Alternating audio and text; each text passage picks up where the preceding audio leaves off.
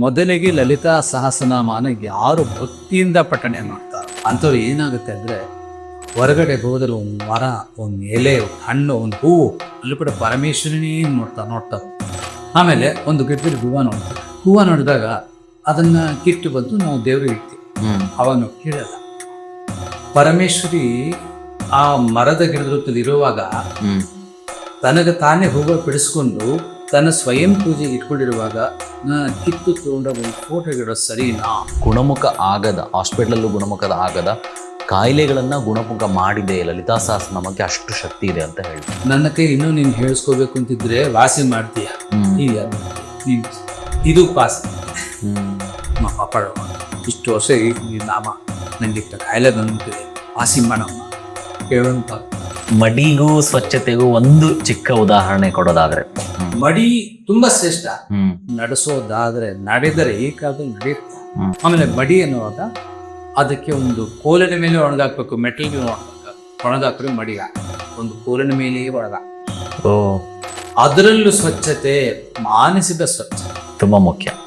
ಅದು ಏನೇನನ್ನು ತುಂಬಿಕೊಂಡು ಅದು ಮಡಿ ಉಟ್ಕೊಂಡು ಮಾಡೋದು ಉಪಯೋಗ ಇಲ್ಲ.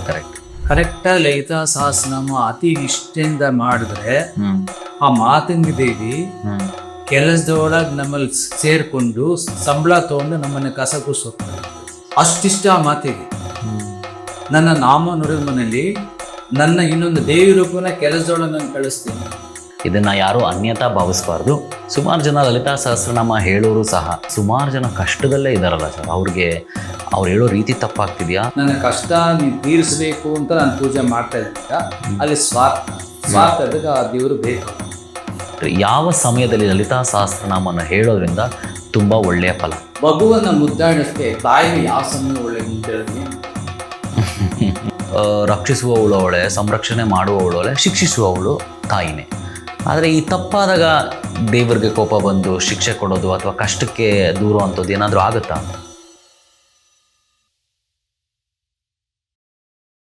ನಮಸ್ಕಾರ, ವರಾಯಿ ಸ್ಟುಡಿಯೋಸ್ ನೋಡ್ತಾ ಇರೋಂಥ ನಿಮ್ಮೆಲ್ರಿಗೂ ಆತ್ಮದ ಸ್ವಾಗತ, ಸುಸ್ವಾಗತ. ನಾನು ಆಂಕರ್ ರಂಜಿತ್ ವರಾಯಿ. ಲಲಿತಾ ಪರಮೇಶ್ವರಿಯ ಕಥಾಭಾಗದ ಆಲ್ಮೋಸ್ಟ್ ಒಂದು ಹಂತಕ್ಕೆ ಬಂದಿದ್ದೀವಿ ಅಂತ ಅನ್ಬಿಡೋದು. ಕೊನೆ ಅಂತ ಖಂಡಿತವಾಗ್ಲೂ ಹೇಳಲ್ಲ ನಾನು, ಒಂದು ಹಂತಕ್ಕೆ ಬಂದಿದ್ದೀವಿ. ಸೊ ಇವತ್ತಿನ ಈ ಒಂದು ಕಾರ್ಯಕ್ರಮದಲ್ಲಿ ಲಲಿತಾ ಪರಮೇಶ್ವರಿ ಅಮ್ಮನವರ ಸಹಸ್ರನಾಮದ ಬಗ್ಗೆ ನಾವು ಮಾತಾಡ್ತಾ ಇರುವಂಥದ್ದು. ಹಾಗೂ ವಿಶೇಷವಾಗಿ ಲಲಿತಾ ಪರಮೇಶ್ವರಿ ಅಮ್ಮನವರಿಗೂ ಉಗ್ರ ರೂಪಗಳು ತುಂಬಾನೇ ಇದೆ. ಈ ಉಗ್ರ ರೂಪನ ನಾವು ಯಾವುದೇ ಕಾರಣಕ್ಕೂ ಆರಾಧನೆ ಮಾಡೋದೇ ಇಲ್ಲ. ಸೊ ಇವೆರಡು ವಿಚಾರದ ಬಗ್ಗೆ ನಾವು ಮಾತಾಡ್ತಾ ಇರುವಂಥದ್ದು. ಹಾಗಾದ್ರೆ ಈ ಎರಡು ವಿಚಾರದ ಬಗ್ಗೆ ಮಾತಾಡೋದಕ್ಕಿಂತ ಮುಂಚೆ ಪ್ರತಿದಿನ ಬೆಳಗ್ಗೆ ಸಹಸ್ರಾರು ಮನೆಗಳಲ್ಲಿ ಈ ಮಂತ್ರಘೋಷ, ಈ ಸಹಸ್ರನಾಮ ಎಷ್ಟೋ ಮನೆಗಳಲ್ಲಿ ಬಂದೇ ಬರುತ್ತೆ. ಇದಿಲ್ದಿರ ದಿನ ಬೆಳಗ್ಗೆ ಅವ್ರ ಮನೇಲಿ ಆಗಲ್ಲ. ಸೊ ಖಂಡಿತವಾಗಿ ಯಾರೆಲ್ಲ ಲಲಿತಾ ಸಹಸ್ರನಾಮ ಕೇಳ್ತಾ ಇದ್ರು ಎಲ್ಲರಿಗೂ ಆ ತಾಯಿ ಒಳ್ಳೇದ್ ಮಾಡ್ಲಿ ಅಂತ ಹೇಳ್ತಾ, ಶ್ರೀಮಾತಾ ಶ್ರೀ ಮಹಾರಾಜ್ಞಿ ಶ್ರೀಮತ್ ಸಿಂಹಾಸನೇಶ್ವರಿ ನಮಃ.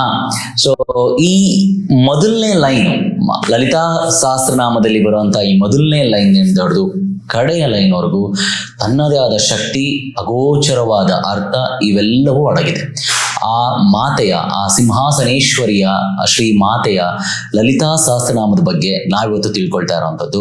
ಸೊ ಹಾಗಾದ್ರೆ ಎಂದಿನಂತೆ ಇದ್ರ ಬಗ್ಗೆ ವಿಶ್ಲೇಷಣೆ ಮಾಡೋದಕ್ಕೆ ನಾನು ನಿಮ್ಗೆ ಯಾವಾಗಲೂ ಹೇಳ್ತಾ ಇರ್ತೀನಿ, ತುಂಬಾ ಜನಕ್ಕೆ ಕಿರುಪರಿಚಿತರು ಹಾಗೂ ಹವ್ಯಾಸಗಳಲ್ಲಿ ವಿಶೇಷವಾಗಿರೋ ಹವ್ಯಾಸನ ಒಂದು ಡಾಕ್ಟರ್ ವಿಶ್ವೇಶ್ವರಯ್ಯ ಅವಾರ್ಡ್ನ ತಗೊಂಡಿರುವಂಥವ್ರು ಹಾಗೂ ವಾಸ್ತುಶಾಸ್ತ್ರಜ್ಞರು ಮತ್ತು ಜ್ಯೋತಿಷ್ಯ ಪಂಡಿತರು ನಮ್ಮ ಜೊತೆ ಇದ್ದಾರೆ. ಅವರೇ ಶ್ರೀಯುತ ಶ್ರೀ ಡಾಕ್ಟರ್ ಚಂದನ್ ಕುಮಾರ್ ಸರ್. ನಿಮಗೆ ಈ ಒಂದು ಕಾರ್ಯಕ್ರಮಕ್ಕೆ ಆತ್ಮೀಯತೆ ಸ್ವಾಗತ, ಸುಸ್ವಾಗತ ಸರ್. ಲಲಿತಾ ಪರಮೇಶ್ವರಿ ಕಾರ್ಯಕ್ರಮ ನಾವು ಶುರು ಮಾಡಿದಾಗಿಂದ ಇವತ್ತವರೆಗೂ ಅಪಾರವಾದ ಸಂಖ್ಯೆಯಲ್ಲಿ ನಮ್ಗೆ ಒಂದು ಒಳ್ಳೊಳ್ಳೆ ರೆಸ್ಪಾನ್ಸ್ ಬಂದಿದೆ ಹಾಗೂ ಸುಮಾರು ಜನ ಇಷ್ಟಪಟ್ಟಿದ್ದಾರೆ ಸರ್. ಅಂಡ್ ಇವತ್ತು ಈ ಒಂದು ಕಾರ್ಯಕ್ರಮದ ಅಂದ್ರೆ ಲಲಿತಾ ಪರಮೇಶ್ವರಿಯ ಬಗ್ಗೆ ಒಂದು ಹಂತ ಅಂತಾನೆ ಹೇಳ್ಬೋದು. ಅದ್ರ ಕೊನೆ ಅಂತ ಖಂಡಿತವಾಗ್ಲೂ ನಾನು ಹೇಳೋದೇ ಇಲ್ಲ. ಯಾಕಂದ್ರೆ ಅಮ್ಮನ ಬಗ್ಗೆ ಯಾವತ್ತೂ ಮಾತಾಡಿದ್ರೆ ಕೊನೆ ಆಗಲ್ಲ, ಅದು ಯಾವಾಗ್ಲೂ ಪ್ರಾರಂಭನೆ ಇರುತ್ತೆ. ಸೊ ಈ ಕಾರ್ಯಕ್ರಮದ ಪ್ರಾರಂಭದಲ್ಲಿ ನಾನು ಲಲಿತಾ ಪರಮೇಶ್ವರಿಯ ಸಹಸ್ರನಾಮದ ಬಗ್ಗೆ ಮಾತಾಡೋದಕ್ಕಿಂತ ಮುಂಚೆ ಸರ್, ಲಲಿತಾ ಪರಮೇಶ್ವರಿ ಅಮ್ಮನವರೆಗೂ ಉಗ್ರ ರೂಪ ಇರುತ್ತೆ, ಉಗ್ರ ರೂಪ ಇದೆ. ಆ ಉಗ್ರ ರೂಪನ ಸಾಮಾನ್ಯ ಮನುಷ್ಯರು ಪೂಜೆ ಪುನಸ್ಕಾರ ಮಾಡೋದಿಲ್ಲ. ಆ ಉಗ್ರ ರೂಪ ಅಂದ್ರೆ ಬಲಿನ ಕೇಳುತ್ತೆ, ಬಲಿ ಮಾಡ್ಲೇಬೇಕಾಗತ್ತೆ ಅನ್ನೋದಿದೆ. ಸೊ ಇದ್ರ ಬಗ್ಗೆ ನೀವು ಏನ್ ಹೇಳ್ತೀರಾ ಸರ್? ಇದೆಷ್ಟು ಸತ್ಯ, ಎಷ್ಟು ಸುಳ್ಳು ಅನ್ನೋದ್ರ ಬಗ್ಗೆ? ಶ್ರೀ ಗುರುಭ್ಯೋ ನಮಃ, ಶ್ರೀ ಮಾತ್ರೇ ನಮಃ, ಶ್ರೀ ಓಂ ನಮಃ ಶಿವಾಯ. ನೀವು ವರಾಯಿ ಸ್ಟುಡಿಯೋಸ್ ದವರಿಗೂ, ಇಡೀ ಟೀಮ್ ಮತ್ತು ಪ್ರೇಕ್ಷಕರಿಗೂ ಮತ್ತೆ ನನ್ನಿಂದ ಒಂದು ನಮಸ್ಕಾರಗಳು. Thank you sir, thank you. ಈಗ ಫಸ್ಟ್ ಲಲಿತಾ ಸಹಸ್ರನಾಮ ಮಾಡೋದ್ರಿಂದ ಏನು ಫಲಗಳು ಸಿಗಬಹುದು ಅಂತ ಒಂದು ಪ್ರಶ್ನೆ. ಆಮೇಲೆ ಇನ್ನೊಂದು ಪ್ರಶ್ನೆ ಏನು, ಅದರಲ್ಲಿ ಬರುವ ಉಗ್ರ ದೇವತೆಗಳ ಹೌದು, ಉಗ್ರ ದೇವತೆ ಅಂದ್ರೆ ನಾನು ಮೊದಲನೇ ಪ್ರಶ್ನೆ ನಾನು ಕೇಳಿದ್ದು ಲಲಿತಾ ಸಹಸ್ರನಾಮದ ಬಗ್ಗೆ. ಅದಕ್ಕಿಂತ ಮುಂಚೆ ಇದು ಅಮ್ಮನವರಿಗೆ ಉಗ್ರ ರೂಪಗಳಿದೆಯಂತೆ. ಈ ಉಗ್ರ ರೂಪಗಳನ್ನ ಸಾಮಾನ್ಯ ಜನರು ಪೂಜೆ ಮಾಡಲೂಬಾರದು, ಅಥವಾ ಮಾಡಿದ್ರೆ ಎಲ್ಲೋ ಒಂದ್ ಕಡೆ ಬಲಿದಾನಗಳು ಇರ್ಬೇಕಾಗತ್ತೆ ಅಂತ. ಸೊ ಇದ್ರ ಬಗ್ಗೆ ಒಂದು ಅರ್ಥ ಹೇಳೋದಾದ್ರೆ ಸರ್. ಈಗ ಫಸ್ಟ್ ಸಹಸ್ರನಾಮದ ಬಗ್ಗೆ ಶುರು ಮಾಡೋಣ. ಉಗ್ರ ದೇವತೆ ಖಂಡಿತ ಸರ್, ಸಹಸ್ರನಾಮದ ಬಗ್ಗೆನೇ ಶುರು ಮಾಡೋಣ. ಅಂದ್ರೆ ಬುಕ್ ನಲ್ಲೇ ಇರುತ್ತೆ, ಫಲಶ್ರುತಿ ಅಂತ ಕಡೆಯಲ್ಲಿ ಇರುತ್ತೆ. ಇದು ಓದಲು ಏನೇನ್ ಫಲಗಳು ಸಿಗತ್ತೆ ಅಂದ್ಬಿಟ್ಟು ಇರುತ್ತೆ. ಅದು ಜನರಲ್ ಅಲ್ಲಿ ಇರುತ್ತಲ್ಲ. ನಾನು ಸ್ವಲ್ಪ ವಿಶೇಷವಾಗಿ ಅದರಲ್ಲಿರುವ ಒಂದು ತುಂಬಾ ವಿಶಿಷ್ಟವಾದ ರೀತಿ ನಾನು ಹೇಳ್ತಾ ಹೋಗ್ತೇನೆ. ಮೊದಲಿಗೆ ಲಲಿತಾ ಸಹಸ್ರನಾಮನ ಯಾರು ಭಕ್ತಿಯಿಂದ ಪಠಣೆ ಮಾಡ್ತಾರೋ, ಸಹಸ್ರನಾಮವೇ ಜೀವಾಳ, ಆ ರೀತಿ ಭಕ್ತಿ ಜ್ಞಾನ ಬೇಕು ಅಂತ ಪಠಣೆ ಮಾಡ್ತಾರೋ ಅಂತವ್ರು ಏನಾಗುತ್ತೆ ಅಂದ್ರೆ, ಹೊರಗಡೆ ಹೋದಲ್ಲಿ ಒಂದು ಮರ, ಒಂದು ಎಲೆ, ಒಂದು ಹಣ್ಣು, ಒಂದು ಹೂವು, ಅಲ್ಲಿ ಕೂಡ ಪರಮೇಶ್ವರನೇ ನೋಡ್ತಾ ನೋಡ್ತಾ ಹೋಗ್ತಾರೆ. ಸಕಲವು ಪರಮೇಶ್ವರನೇ. ಯಾವುದೇ ಒಂದು ಹೆಣ್ಣು ದೇವಿ ರೂಪ, ಒಂದು ಗಂಡು ಶಿವರೂಪ. ಆ ಗಂಡು ಹೆಣ್ಣು ಸರಿ ಇಲ್ದಿದ್ರು ಕೂಡ ದೇವಿ ರೂಪ ಶಿವರೂಪವೇ. ನನಗೆ ದೇವಿ ರೂಪ ಶಿವರೂಪ, ಅವ್ರು ಏನೇನಾದ್ರು ಆಗಿರ್ಬೋದು, ಕಳ್ಳ ಸುಳ್ಳಾಗಿರ್ಬೋದು, ಇನ್ನೇನು ಆಗಿರ್ಬೋದು, ನನ್ನ ಪಾಲಿಗೆ ಆ ವ್ಯಕ್ತಿ ನನಗೆ ಶಿವ ಸಮಾನ, ಆ ಹೆಣ್ಣು ದೇವಿ ಸಮಾನ. ಈ ದೃಷ್ಟಿ ಬರ್ತಾ ಹೋಗುತ್ತೆ. ಇನ್ನೊಂದೇನಾಗ್ತಾ ಗೊತ್ತಾ, ಲಲಿತಾ ಸಹಸ್ರನ ಪಾರಾಯಣ ಮಾಡ್ತಾ ಮಾಡ್ತಾ ಮಾಡ್ತಾ ನೀವು ಯಾವುದೇ ಒಂದು ಚಿಕ್ಕ ಒಂದು ಹೆಣ್ಣು ಮಗು, ಅಥವಾ ಒಂದು ಹುಡುಗಿ, ಅಥವಾ ಒಂದು ಮಧ್ಯ ವಯಸ್ಸಿನ ಹೆಂಗಸು, ಅಥವಾ ಯಾವುದೇ ಒಂದು ವಯಸ್ಸಾದ ಹೆಂಗಸು, ಇದು ನೋಡಿದಾಗ ನೀವು ಆಕೆ ಮುಖದಲ್ಲಿ ಪರಮೇಶ್ವರ ಮುಖವನ್ನೇ ಹುಡುಕ್ತೀರಾ. ಅಲ್ಲಿಗೆ ಬಂದ್ಬಿಡುತ್ತೆ. ಅಷ್ಟು ದೈವಿಕಳೆ ಇರುತ್ತೆ. ಅವ್ರಿಗೆ ಇರುತ್ತೋ ಬಿಡುತ್ತೋ, ನೀವು ಹುಡುಗಕ್ಕೆ ಶುರು ಮಾಡ್ತೀರಾ. ಈ ಒಂದು ಹೆಣ್ಣಿನ ಮುಖದಲ್ಲಿ ಪರಮೇಶ್ವರ ಕಾಣ್ಬೋದಾ ನನಗೆ, ಈ ಹುಡುಗಿ ಮುಖದಲ್ಲಿ ಪರಮೇಶ್ವರ ಕಾಣ್ಬೋದಾ, ಇದು ಬರಬೇಕು. ಆದ್ರೆ ಇದ್ರಲ್ಲಿ ಒಂದು ಸಣ್ಣ ತಪ್ಪಾಗುತ್ತೆ. ನೀವು ಹಾಗೆ ಒಂದು ಹೆಣ್ಣನ್ನು ದೃಷ್ಟಿಸ್ತಾ ನೋಡಿದ್ರೆ ಆಕೆ ಏನ್ ಅನ್ಕೋಬಹುದು, ಬೇರೆ ರೀತಿನೇ ಅರ್ಥ ಪಡ್ಕೊಬಹುದು. ಹೀಗ್ ನೋಡ್ತಾರಲ್ಲ, ಕಷ್ಟ ಆಗುತ್ತೆ. ಆದ್ರೆ ಒಂದು ಸಲ ಒಂದ್ ಸೆಕೆಂಡ್ ಆ ಮುಖವನ್ನು ನೋಡಿ, ಆಮೇಲೆ ಆ ಮುಖವನ್ನು ತಗೊಂಡು ಈ ಹುಡುಗಿ ಮುಖದಲ್ಲಿ ಪರಮೇಶ್ವರ ನಾನು ನೋಡಕ್ ಸಾಧ್ಯನಾ, ನಿಮ್ಮ ಬೇಗ ನೋಡ್ಕೋಬಹುದು. ಯಾಕೆ ಆ ರೀತಿ ಯಾಕೆ ನೋಡ್ಬೇಕು ನಾನು, ಇದು ಪ್ರಶ್ನೆನೇ ಬರುತ್ತೆ. ಆ ರೀತಿ ನೀವು ನೋಡಕ್ ಶುರು ಮಾಡ್ಬಿಟ್ರೆ, ಪ್ರತಿ ಹೆಣ್ಣು ಮಗು, ಚಿಕ್ಕ ಮಗು, ಒಂದು ಹುಡುಗಿ, ಮಧ್ಯ ವಯಸ್ಸು, ವಯಸ್ಸಾದ ಹೆಂಗಸು, ಪರಮೇಶ್ವರಿನೇ, ಪರಮೇಶ್ವರ ರೂಪಾನೇ ಅನ್ನೋದು ಯಾವಾಗ ನೋಡ್ತಿರೋ, ನಿಮ್ ಮನಸ್ಸಲ್ಲಿ ಕಲ್ಮಶ ಅನ್ನೋದಿರೋದಿಲ್ಲ, ಶುದ್ಧ ಆಗ್ಬಿಡುತ್ತೆ. ಪ್ರತಿ ಗಂಡಸು, ಹುಡುಗ, ಗಂಡು ಮಗು, ಮಧ್ಯ ವಯಸ್ಸು ಆಗಿದೆ ಶಿವಸ್ವರೂಪಿ. ಆಮೇಲೆ ಏನಾಗುತ್ತೆ ಅಂದ್ರೆ, ಇನ್ನೂ ಪಠಣೆ ಮಾಡ್ತಾ ಮಾಡ್ತಾ ಮಾಡ್ತಾ ಯಾರು ಏನೇ ಮಾತಾಡ್ತಿದ್ರು, ಅದು ಸುಳ್ಳು ಗಾಸಿಪ್ ಆಗಿರ್ಬೋದು, ಕೆಟ್ಟ ವಿಚಾರ ಆಗಿರ್ಬೋದು, ಕೆಟ್ಟ ಶಬ್ದಗಳಾಗಿರ್ಬೋದು, ನಮ್ಗೆ ಪರಮೇಶ್ವರಿ ಮಾತುಗಳಂತಾನೆ ಬೇರೆ ತರ ಕೇಳ್ತಾವ. ಇದೆಲ್ಲ ಇವೆಲ್ಲ ಉಪಾಸನೆ ಬಂದ್ಬಿಡುತ್ತದು. ನಾವು ಬೈತಿದ್ರು ಕೂಡ ಪರಮೇಶ್ವರಿ ಬೈತಾ ಇದ್ದಾರೆ, ಕೋಪನೆ ಬರಲ್ಲ. ಅಷ್ಟು ತಾಳ್ಮೆ ಕಳ್ಸಿಕೊಡುತ್ತೆ.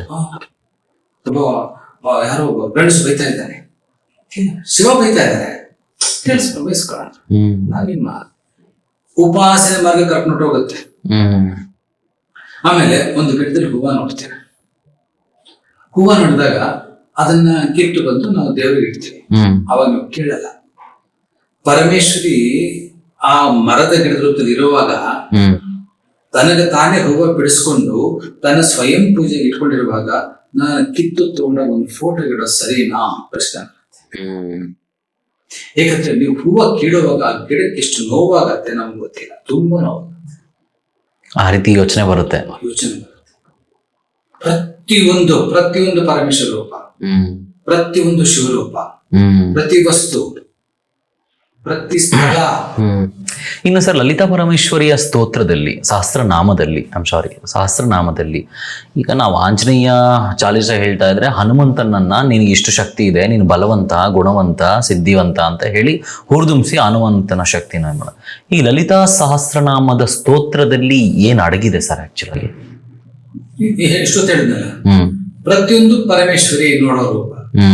ಅಲ್ಲ, ಅದು ಅಮ್ಮನ್ನ ಹೊಗಳುವಂತ ಸ್ತೋತ್ರಗಳಾಗತ್ತಾ, ಸಹಸ್ರನಾಮ ಆಗತ್ತಾ, ಅಥವಾ ಅಮ್ಮನ ಲೀಲೆಗಳನ್ನ ಹೇಳುವಂತ ಸಹಸ್ರನಾಮ ಆಗತ್ತಾ? ಹೊಗಳೋದೇನು ಇಲ್ಲ. ಹ್ಮ್ ಅಮ್ಮನವರ ಶಕ್ತಿ ಹ್ಮ್ ತಿಳ್ಕೊಳ್ಳೋದು ನಾವು ತಿಳಿಸೋದಿಲ್ಲ. ಹ್ಮ್ ಒಂದು ನಾಮದಲ್ಲಿ ಶ್ರೀಮಾತ್ರೇ ನಮಃ ಇಡೀ ಬ್ರಹ್ಮಾಂಡಕ್ಕೆ ತಾಯಿ ಅಂತ ಅರ್ಥ ಬರುತ್ತೆ. ಹ್ಮ್ ಬಟ್ ಇದ್ರ ಬಗ್ಗೆ ಡೀಪ್ ಆಗಿರ್ಬೇಕು. ಒಂದು ನಾಮ ಅಥವಾ ಒಂದು ಅರ್ಥ ಹೇಳ್ತಾ ಹೋದ್ರೆ ಅದು ತುಂಬಾ ಡೀಪ್ ಆಗಿ ಅರ್ಥ ಆಗುತ್ತೆ. ನಾನು ಶಾರ್ಟ್ ಫಾರ್ಮ್ ಅಲ್ಲಿ ಹೇಳ್ತಾ ಇದ್ದೀನಿ. ಅಲ್ಲಿ ಅಮ್ಮನ ಹೊಗಳೋದೇನಿಲ್ಲ. ನಮ್ಮ ಹೊಗಳಿಕೆ ಅಮ್ಮನಿಗೆ ಬೇಕಾಗಿಲ್ಲ.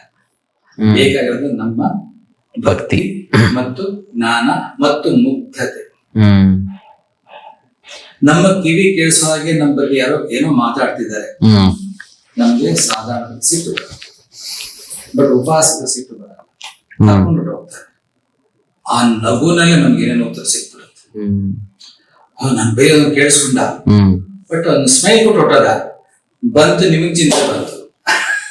ಇನ್ನು ಲಲಿತಾ ಸಹಸ್ರನಾಮ ನಾವು ಹೇಳ್ಬೇಕಂತಂದ್ರೆ ಸರ್, ಇಂಥ ವಿಧಿ ನಿಯಮಗಳನ್ನ ಪಾಲನೆ ಮಾಡ್ಬೇಕು, ಈ ತರ ವಿಧಿ ನಿಯಮಗಳು ಇದ್ರೆ ಒಳ್ಳೇದು ಅಂತ ಏನಾದ್ರು ಇದೆಯಾ? ಆಮೇಲೆ ಇನ್ನೂ ಉಪಾಸನೆ ಮಾಡ್ತಾ ಮಾಡ್ತಾ ಏನಾಗುತ್ತೆ ಅಂದ್ರೆ, ಹೆಚ್ಚು ಉಪಾಸನೆ ಆದಾಗ ನೀವು ಸಹಸ್ರನಾಮ ಓದ್ತಾ ಇದ್ರೆ ನಿಮ್ಮ ಅಕ್ಕಪಕ್ಕ ಗೆಜ್ಜೆ ಶಬ್ದ ಕೇಳಿಸುತ್ತೆ. ಗಲ ಗಲ ಗಲ ಗಲ ಗಲ ಗಲ. ಯಾರು ಇರಲ್ಲ, ನೀವು ನೋಡಿಸಿ ಎಲ್ಲ ಒಂದು ಯಾರು ಕೂತ್ಕೊಂಡೆ ಮಾತೆ ಓಡಾಡ್ತಾರೆ. ಆ ಗಲ ಅನ್ನೋ ಶಬ್ದನಿಗೆ ಆ ಕೇಳಿಸ್ಕೊತಾ ಆಮೇಲೆ ಗೊತ್ತಾಗತ್ತೆ, ಓ ಮಾತೆ ಓಡಾಡ್ತಾ ಇದ್ದೆ. ಓಡಾಡಿ ಓದ್ತಾ ಇರೋಣ, ಮಾಡ್ತಾ ಇರೋಣ ಆ ಪಠನೆ ಉಪಾಸನೆ ಮಾಡ್ತಾರೆ. ಆ ಗೆಜ್ಜೆ ನಾದದಲ್ಲಿ ಏನಿದೆ ಆಮೇಲೆ ಇನ್ನೂ ಉಪಾಸನೆ ಮಾಡ್ತಾ ಅರ್ಥ ಆಗುತ್ತೆ. ಏನಿರುತ್ತೆ ಅಂದ್ರೆ ಹಂಸ ತತ್ವ ಇರುತ್ತೆ. ಏನಿದು ಸರ್ ಹಂಸ ತತ್ವ ಅಂದ್ರೆ? ಹಂಸ ತತ್ವ. ಈ ಹಂಸ ತತ್ವದ ಬಗ್ಗೆ ಮಾತಾಡೋದಕ್ಕಿಂತ ಮುಂಚೆ ವೀಕ್ಷಕರು, ನೀವು ಆಲ್ರೆಡಿ ಲಲಿತಾ ಸಹಸ್ರನಾಮನ ಸುಮಾರು ಜನ ಹೆಣ್ಮಕ್ಳು, ಕೆಲವು ಗಂಡಸರು ಕೂಡ ಓದ್ತಾ ಇರ್ತಾರೆ. ಸರ್ ಹೇಳಿರೋ ಪ್ರಕಾರ ನಿಮಗೇನಾದ್ರೂ ಆ ದೈವಿಕ ಅಂಶ ಅಥವಾ ಆ ಜ್ಞಾನ ಅಥವಾ ಆ ಇರುವಿಕೆ ನಿಮ್ಮ ಅಕ್ಕಪಕ್ಕ ಸುತ್ತಮುತ್ತದಿಂದ ಗೊತ್ತಾಗಿದ್ರೆ ದಯವಿಟ್ಟು ಕಮೆಂಟ್ ಮಾಡಿ ತಿಳಿಸಿ. ಯಾಕಂತಂದ್ರೆ ನಿಮ್ಮಿಂದ ತಿಳ್ಕೊಳೋದು ನಾವು ಸಿಕ್ಕಾಪಟ್ಟೆ ಇರುತ್ತೆ, ಹಾಗೂ ನಿಮ್ಮಿಂದ ಕಲಿಕೆ ನಮ್ಗೆಲ್ಲೋ ಒಂದ್ ಕಡೆ ಒಂದು ಜ್ಞಾನ ಮಾರ್ಗವನ್ನು ಕೊಡುತ್ತೆ ಅಂತ ನಾನು ಅನ್ಕೊಂಡಿದ್ದೀನಿ. ಸೊ ಲಲಿತಾ ಪರಮೇಶ್ವರಿ ಅಮ್ಮನವರ ಓದ್ತಾ ಈ ಅನುಭವಗಳು ನಿಮಗಾಗಿದ್ರೆ, ಅಥವಾ ಓದಿದಾದ್ಮೇಲೆ ಆಗಿದ್ರೆ, ದೇವಸ್ಥಾನಕ್ಕೆ ಹೋಗೋಗಾಗಿದ್ರೆ, ಏನೋ ಒಳ್ಳೇದಾಗಿರೋ ದಯವಿಟ್ಟು ತಿಳಿಸಿ. ಕಮೆಂಟ್ ಓದೋರ್ಗೆನೆ ಇದೊಂದು ಸ್ಫೂರ್ತಿ ಅಂತೂ ಆಗೇ ಆಗುತ್ತೆ. ಇನ್ನ ಈ ಸಂದೇಶ ಕೊಟ್ಟರೆ ತುಂಬಾ ಸಂತೋಷ. Thank you sir, thank you. ಹಂಸ ತತ್ವ ಅಂದ್ರೆ ಈಗ ನಮ್ಮ ಉಸಿರಾಟ ಸೋಹಂ ಅಂತ. ಸೋಹಂ ಇದು ಎಲ್ಲರೂ ನೋಡಿ ಉಸಿರಾಟ. ಆ ಸೋಹಂನ ಕುಂಭಕ ಕೇಳಿಸ್ಕೊಂಡಾಗ ಹಂಸ ತತ್ವ ಬರುತ್ತೆ. ಹಂಸ ಸೋಹಂ ರಿವರ್ಸ್ ಹಂಸ. ಹಂಸ ಅಂದ್ರೇನು? ನೀವು ಓದಿರ್ಬೋದು, ಶ್ರೀ ರಾಮಕೃಷ್ಣ ಪರಮಹಂಸರು, ಶ್ರೀ ಪರಮಹಂಸ ಯೋಗಾನಂದರು. ಈ ಪರಮಹಂಸ ಅನ್ನೋದೇನು? ದೈವಿಕವಾದ ಒಂದು ಸಾಧನೆಯ ಅತ್ಯುತ್ತಮವಾದ ಹಂತ. ಹಂಸಕ್ಕೆ ಅದ ಅರ್ಥ ಪರಮಹಂಸ. ಹಂಸದಿಂದ ಪರಮಹಂಸ. ಈ ತತ್ವ ಮಾತೆಯ ಗೆಜ್ಜೆ ನಾದದಿಂದ ಹಂಸ ತತ್ವ ಕೇಳಿ ಶುರುವಾಗುತ್ತೆ. ಕೇಳ್ತಾ ಏನಾಗುತ್ತೆ ಅಂದ್ರೆ ಒಳಗಡೆ ಆ ಒಂದು ಗೆಜ್ಜೆ ನಾದ ನಮ್ಮ ಹಾರ್ಟ್ ಬೀಟ್ ತರ ಆಗ್ಬಿಡುತ್ತೆ. ನಮ್ಮ ಹಾರ್ಟ್ ಬೀಟ್ ಮಾತೆ ಗೆಜ್ಜೆ ನಾದ ಕೇಳಕ್ ಶುರುವಾಗುತ್ತೆ. ಬಟ್ ಇದೆಲ್ಲ ಸುಮ್ಮನೆ ನಾನು ಓದ್ತಾ ಇದ್ದೀನಿ ಅಂತೆಲ್ಲ ತನ್ಮಯತೆಯಿಂದ ಭಾವನೆ ಭಕ್ತಿಯಿಂದ ಓದೋರಿಗೆ ಮಾತ್ರ ಆಗುತ್ತೆ. ಇನ್ನೂ ಉಪಾಸನೆ ಜಾಸ್ತಿ ಆಯ್ತು ಅನ್ಕೊಳ್ಳಿ. ಇದನ್ನ ಒಂದು ನಾಮ ಬರುತ್ತೆ, ಮರಾಠಿ ಮಂದಗಮನ. ಮರಾಠಿ ಅಂದ್ರೆ ಗೆಜ್ಜೆಗಳು, ಮಂದಗಮನ. ನೀವು ಓದ್ತಿರ ನಿಧಾನ ಚಲಿಸ್ತಾ ಇರ್ತದ ಮಾತು. ಈ ಊಹೆನೇ ಎಷ್ಟೋ ಚೆನ್ನಾಗಿರುತ್ತೆ. ಈಗ ನಾನು ಹೇಳಿದಾಗ ಈಗ ನಿಮ್ಮ ಮಕ್ಕಳಿಗೆ ಏನೋ ಆನಂದ ಕಾಣ್ತಾ ಇದೆ, ನೀವು ಅನುಭವಿಸಿಲ್ಲ. ಹೇಳಿದ್ರೆ ಕೇಳಿ ಆನಂದ ಪಡ್ತಿದ್ರೆ ನಿಜವಾಗ್ಲೂ ಕೇಳಿ ಸುಮ್ಮನೆ. ಅದ್ ಬೇಕು ಅಂದ್ರೆ ಉಪಾಸನೆ, ಅದು ಬೇಕು ಅಂದ್ರೆ ಭಕ್ತಿಯಿಂದ ಓದ್ಬೇಕು, ಅದು ಬೇಕು ಅಂದ್ರೆ ನಿತ್ಯ ಉಪಾಸನೆ ಮಾಡ್ಬೇಕು. ಎಲ್ಲರಲ್ಲೂ ಮಾತಿನ ಕಾಣ್ಬೇಕು. ಸ್ತ್ರೀ ಆದ್ರೆ ಮಾತೆ, ಪುರುಷ ಆದ್ರೆ ಶಿವ. ಇದು ಮಾಡ್ತಾ ಬನ್ನಿ, ಈ ಜೀವನ ಸುಖವಾದ ಆರಾಮ ಅನ್ಕೊಂಡಿದ್ದೆಲ್ಲ ನೆರವೇರ್ತಾ ಹೋಗುತ್ತೆ. ಇದು ಇನ್ನು ಉಪಾಸನೆ ಮಾಡ್ತಾ ಶಿವ ಬಂದು ನಿಮ್ಮ ಸಹಸ್ರದಲ್ಲಿ ಕೂತ್ಕೋತಾನೆ. ಹಂಚ್ಬೋದು, ಶಿವ ಬಂದು ಕೂತಿದೆ. ಯಾಕೆ ಕೂತ್ಕೋತಾನೆ ಅಂದ್ರೆ ತನ್ನ ಪತ್ನಿಯ ನಾಮವನ್ನ ಕೇಳಲು ಶಿರದ ಮೇಲೆ ಕೂತ್ಕೋತಾನೆ. ಬೇರೆ ಆಸನೆ ಬೇಕಾಗಿಲ್ಲ. ಒಂದು ಶಿವನ ಪ್ರತಿಮೆ ಫೋಟೋ ಏನು ಬೇಡ, ನಿಮ್ಮ ಶಿರವೇ ಪೀಠ ಬಂದು ಕೂತ್ಕೋತಾನೆ. ಫೀಲ್ ಮಾಡಬಹುದು. ಯಾವಾಗ ಶಿವ ಬಂದ ಮೇಲೆ ಕೂತ್ಕೋತಾರೋ ಸಹಸ್ರ ದಳದ ಮಧ್ಯದಲ್ಲಿ ಅಲ್ಲಿಂದ ಒಂದು ನಾಡಿ ಹೀಗೆ ಹೋಗುತ್ತೆ. ಅಲ್ಲಿಂದ ಆಗ್ನ ಚಕ್ರ, ಅಲ್ಲಿಂದ ಕಂಠದಿಂದ ಎದೆಯಿಂದ ಹೊಟ್ಟೆಯಿಂದ ಇನ್ನೊಂದ್ ಕೆಳಗೆ ಹೋಗಿ ಮೂಲಾಧಾರ. ಆವಾಗ ಪರಮೇಶ್ವರ ಅಲ್ಲಿ ಕೂತ್ಕೋತಾರೆ ಮೂಲಾಧಾರ. ಬಿಸುತಂತಿ ಅಂತ ಕರೀತೀವಿ. ಬಿಸುತಂತಿ. ಒಂದು ಆ ಭಾವದಲ್ಲಿ ನಿಂಬುತ್ತದು ಮಾತೆ ಒಳಗ್ ಬಂದ್ರು, ಶಿವ ಮೇಲೆ ಕೂತಿದ್ದಾರೆ. ಅಲ್ಲಿ ಮಾತೆ ಕೂತ್ಕೊಂಡು ಇನ್ನು ಉಪಾಸನೆ ಮಾಡ್ತಾ ಮಾಡ್ತಾ ಮಾಡ್ತಾ ನಿಮ್ಮ ಉಸಿರಾಟ ಯಾವಾಗ ಸೋಹಂ ಉಸಿರಾಟ ಹಂಸ ತತ್ವ ಕೊಟ್ಟೋಗುತ್ತೆ.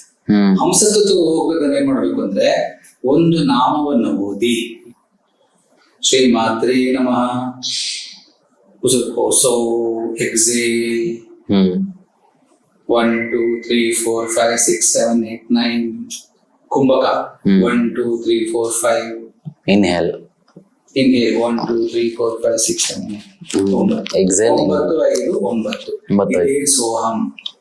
ಕುಂಭಕ ಯಾಕೆ ಬೇಕು ಅಂದ್ರೆ ಸುಷುಮ್ನಾ ನಾಡಿನಲ್ಲಿ ಆ ಒಂದು ಎನರ್ಜಿ ಇಳಿಯುತ್ತೆ. ಆ ಇಳಿದಾಗ ಏನಾಗುತ್ತೆ ಅಂದ್ರೆ ಅಲ್ಲಿರೋ ದೇವಿ ಆ ಸುಷುಮ್ನ ನಾಡಿ ಕ್ಲಿಯರ್ ಆಗುತ್ತೆ, ಹಂಸ ತತ್ವ ಕೊಟ್ಟೋಗುತ್ತೆ. ಹಂಸ ತತ್ವ ಬಂದಾಗ ಆ ಮಾತೆಗೆ ನಮ್ಮ ಸುಷುಮ್ನ ನಾಡಿ ಹಂಸ ತತ್ವ ನೋಡಿ ಮೇಲೆ ಕೂತಿದ್ದಾರೆ. ಆ ನಾಡಿ ಮೇಲ್ಗಡೆ ಶಿವ ಪರಮಹಂಸ. ಮಾತೆ ಹಂಸ ತತ್ವದ ಮೂಲಕ ಹಾಗೆ ನಾಡಿನಲ್ಲಿ ಸಂಚಾರ ಮಾಡಿ ನಿಮ್ಗೆ ಗೊತ್ತಾಗುತ್ತೆ ಸುಷುಮ್ನ ನಾಡಿ ಮಾತೆ ಮೇಲೆ ಬರ್ತಾ ಇದ್ದಾರೆ. ಯಾವ ರೀತಿ ಒಂದು ಬಿಂದಿನ ಕಟ್ಬಿಟ್ಟು ಬಾಲ ಸೇರ್ತಿದಲ್ಲ ಮಾತ್ರ ಒಳಗಡೆ ಬರ್ತಾ ಇದ್ದಾರೆ. ಬಂದು ಬಂದು ಬಂದು ಬಂದು ಮಾತು ಶಿವನಲ್ಲಿ ಸಂಗಮ ಮಾಡ್ತಾರೆ. ಅವಾಗ ಅಲ್ಲ ಅಪಾರ ಜ್ಞಾನ ನಮಗೂ ಸಿಕ್ಬಿಡುತ್ತೆ. ಅಪಾರ ಜ್ಞಾನ ಸಿಗುತ್ತೆ. ಈ ತರ ಲಲಿತಾ ಸಹಸ್ರನಾಮದ ಅನುಭವ ಎಷ್ಟು ಎಷ್ಟು ಎಷ್ಟು ಎಷ್ಟು ಆಗುತ್ತೆ. ನಾನು ಸುಮಾರೆಲ್ಲ ಕೇಳಿದ್ದೀನಿ. ಮಹಾನ್ ಸಾಧಕರ ಕೆಲವರು ಹೇಳ್ತಾರೆ, ಅಂದ್ರೆ ಕೆಲವರು ಹೇಳೋದು ನಾನು ಕೇಳ್ಬಿಟ್ಟಿದ್ದೀನಿ ಸರ್, ಲಲಿತಾ ಸಹಸ್ರನಾಮ ಓದೋದ್ರಿಂದ ಕೆಲವೊಂದ್ ಸತಿ ಗುಣಮುಖ ಆಗದ, ಹಾಸ್ಪಿಟಲ್ ಗುಣಮುಖದ ಆಗದ ಕಾಯಿಲೆಗಳನ್ನ ಗುಣಮುಖ ಮಾಡಿದೆ ಲಲಿತಾ ಸಹಸ್ರನಾಮಕ್ಕೆ ಅಷ್ಟು ಶಕ್ತಿ ಇದೆ ಅಂತ ಹೇಳ್ತಾರೆ. ಇವಾಗ ಕ್ಯಾನ್ಸರ್ ಅನ್ನು ಯಾವುದೇ ನಿಜವಾದ ಉಪಾಸಕ ಆ ಟೈಮಲ್ಲಿ ದೇವಿನ ಬೇಡ್ಕೊಳ್ಳಲ್ಲ. ನಿಜವಾದ ಉಪಾಸಕನ ಲಕ್ಷಣ ಹೇಗಿರುತ್ತೆ ಗೊತ್ತಾ? ಈಗ ನಮ್ಗೆ ತೊಂದರೆ ಬಂತು, ಕಾಯಿಲೆ ಬಂತು, ಆಗ ದೇವ ಕಾಪಾಡಪ್ಪ, ಉಪಾಸಕ ಕೇಳಾಗತ್ತೆ. ನನ್ನ ಕೈ ಇನ್ನೂ ನಿಂಗೆ ಹೇಳಿಸ್ಕೋಬೇಕು ಅಂತಿದ್ರೆ ವಾಸಿ ಮಾಡ್ತೀಯ, ಹೀಗೆ ಬರ್ತೀಯ, ನಿನ್ ಇಷ್ಟ. ಇದು ಉಪಾಸನೆ. ಕಾಪಾಡಮ್ಮ, ಇಷ್ಟು ವರ್ಷ ಹೇಳಿದ್ದೀನಿ ನಾಮ, ನಂಗೆ ಇತ್ತ ಕಾಯಿಲೆ ಬಂದ್ಬಿಟ್ಟಿದೆ, ವಾಸಿ ಮಾಡಮ್ಮ ಕೇಳೋಂತ ಉಪಾಸಕ ಕೇಳಲ್ಲ.